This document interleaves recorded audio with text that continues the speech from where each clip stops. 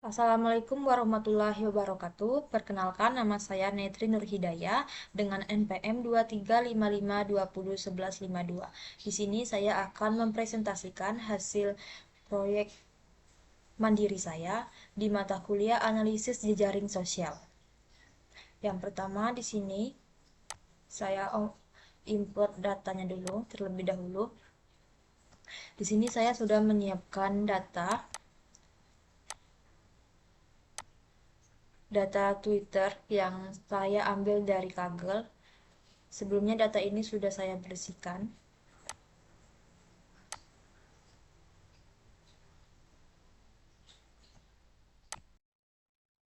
Pada panel import di sini saya atur koma, adjustable dan UTF-8.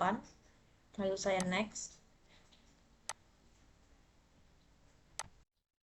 Pada import report di sini saya setting grade type-nya itu di red state. Dan di sini GP membaca node-nya itu 180 dan of nya itu 1000 sesuai dengan data yang saya masukkan. Di sini saya klik yang paling bawah, lalu saya oke-kan. Lalu kita lanjut ke statik. Nah, di sini pertama saya runkan average degree. Di sini resultnya itu menghasilkan 5,556. Rata-rata setiap akun terhubung dengan sekitar 5 hingga 6 akun lain. Lalu saya closekan lagi. Lanjut ke graph density.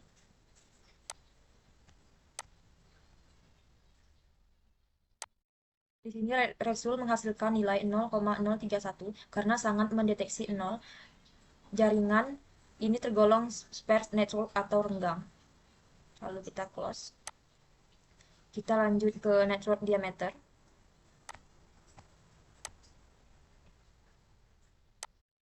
Hasil result diameternya itu di sini 7. Jarak terjauh antara dua akun adalah 7 langkah. Average fat length-nya ini 3,492. Rata-rata 3 hingga 4 langkah bagi informasi yang itu menyebar. Lalu radiusnya ini bernilai 0 mengidentifikasikan adanya node yang sangat sentral. Lalu kita close, lalu kita lanjut ke modularity.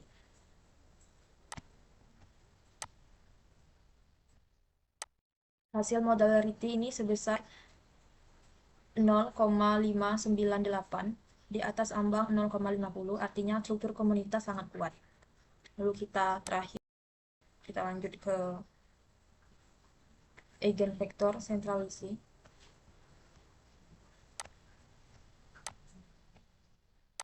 Eigenvektor centrality-nya ini dijalankan dengan number of interactions-nya 100, yang artinya integrasi hingga konvergen mayoritas node memiliki nilai mendeteksi 1,0.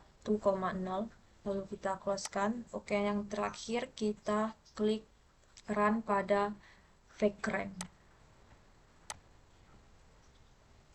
Vagrant dijalankan dengan epsilon 0,001 dan probabilitasnya ini 0,85.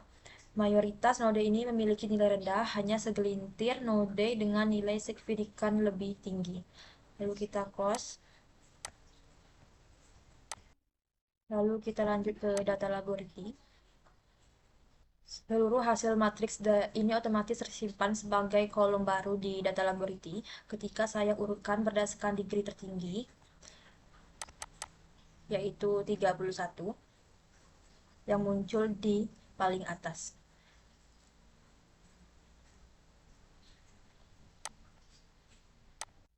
Kita kembali ke overview lagi. Di sini kita lanjut ke layout. Coastal layout ini kita pilih for Atlas 2. Untuk scalingnya ini saya ganti 3, lalu saya enter. Lalu saya klik run. Di sini kita tunggu pergerakannya itu 1-5 menit sampai stabil. Sekira teman-teman merasa ini sudah stabil, maka langsung stopkan saja. Lalu kita lanjut ke partition. Pilih modality class. Di sini saya klik apply untuk memberikan warna yang berbeda-beda untuk membedakan Setiap komunitas itu memiliki warna yang berbeda. Lalu saya lanjut ke size.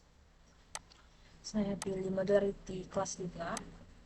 Untuk size ini saya 10, saya isi 10 dan maksimal size-nya itu 60. Lalu di-apply-kan saja.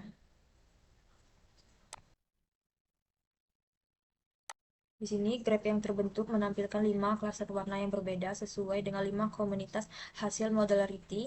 Node-node besar terkonsentrasi di titik strategis pada tiap klaster. Lanjut kita ke preview. Di sini kita klik show label, lalu kita refresh. Lalu kita lanjut ke data laboratory. Di sini kita lihat ID 31 ini dan 25 ini paling populer dengan degree tertinggi 21.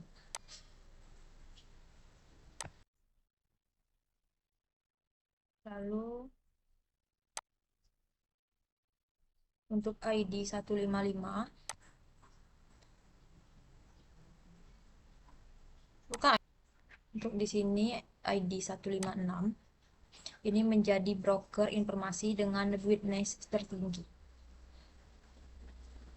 yaitu 1469,488804.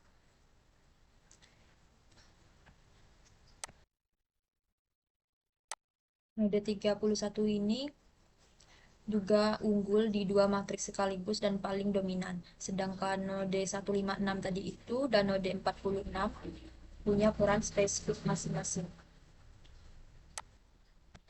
Ini nilai 46 ini strategis dengan packernya itu tertinggi. Itu 0,011944. Lanjut kita ke overview lagi. Kita ke filter. Sini kita pilih topologi. Kita pilih giant component. Kita klik filter.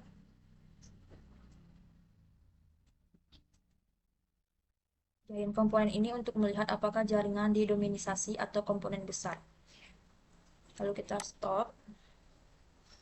Lalu kita remove. Kita lanjut ke degree rank di topologi.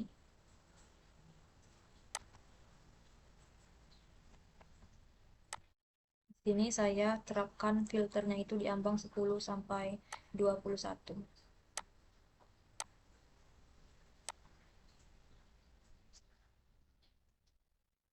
Lalu kita filter.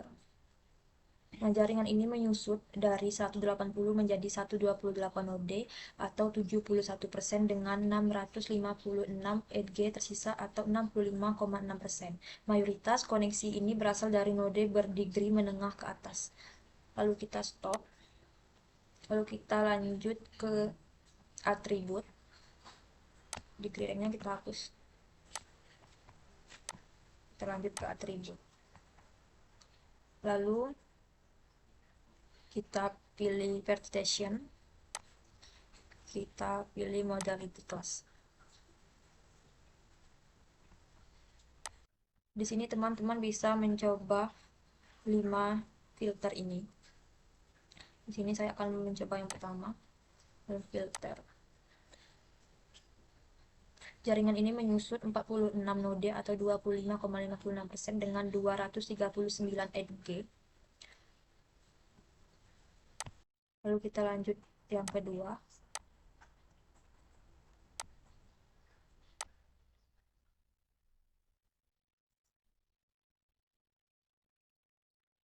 Komunitas digabung menjadi 86 node dan 466 edge.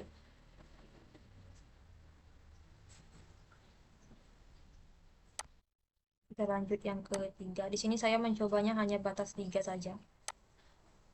Saya filter.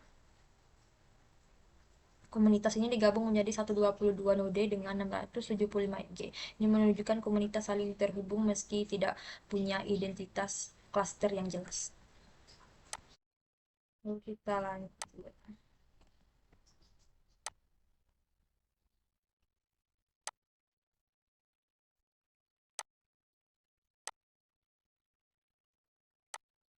Kita lanjut ke topologi lagi. Kita lanjut ke ego network. Ini yang terakhir ya. Di sini saya masukkan node ID 1. Oke, lalu saya filter.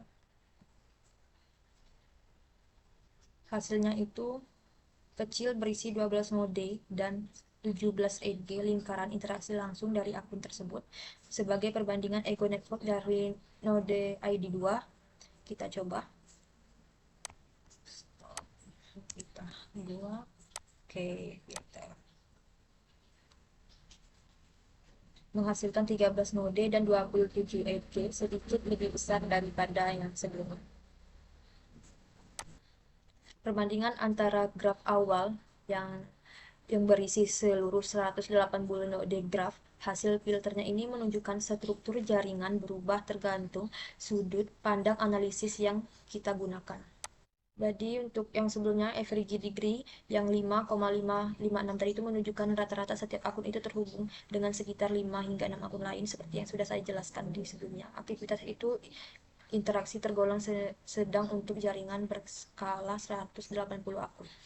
Lalu graph density-nya itu sebesar 0,631, sangat mendekati 0, menunjukkan jaringan ini splatter atau renggang, wajar untuk jaringan sosial berskala menengah. Untuk network diameternya itu tadi mengartikan informasi tetap bisa menyebar relatif cepat meski kepadatan jaringannya itu rendah. Lalu modularity-nya itu mengonfirmasi struktur komunitas sangat kuat dengan 5 komunitas yang berhasil terdeteksi. Lalu eigenvektornya tadi terhubung langsung dengan aktor-aktor yang penting lainnya, bukan sekedar populer secara jumlah dan koneksinya saja. Yang terakhir itu PageRank-nya tadi mengidentifikasikan posisi aktor paling strategis karena dirujuk oleh aktor lain yang juga berpengaruh. Jadi dari bentuk graf, jaringan ini tergolong pola cluster, bukan star, karena tidak ada satu pusat tunggal yang mendominasi seluruh koneksi. Bukan juga tree, karena terdapat banyak siklus yang bukan mesh murni, karena tidak semua node itu saling terhubung secara padat. Tingkat totalisi jaringan ini modularity centralized. Ada aktor menonjol seperti node 31 yang ada di data laboratory tadi dengan ukuran paling besar pada visualisasi, namun tidak monomanisasi seluruh jaringan. Kelima komunitas tadi saling berinteraksi, tidak sepenuhnya terpisah, sesuai hasil filter degree range dan partition pada tahap 5 yang sudah saya jelaskan sebelumnya. Node hub dalam jaringan ini juga menyebar, tidak terkonsentrasi pada satu titik. Terlihat dari beberapa node besar berbeda warna pada visualisasinya. Masing-masing menjadi hub lokal bagi komunitasnya tersendiri. Terdapat pula node bridge yaitu node 156 yang ada di data laboratory tadi dengan witness contrality tertinggi yang berfungsi menghubungkan dua komunitas atau lebih. Yang terakhir untuk memastikan ada tidaknya node outlier atau node yang tersosialisasi, jalankan filter giant component seperti yang sudah kita jelaskan tadi. Demikian presentasi analisis di jaringan sosial dari saya. Saya akhiri. Wassalamualaikum warahmatullahi wabarakatuh.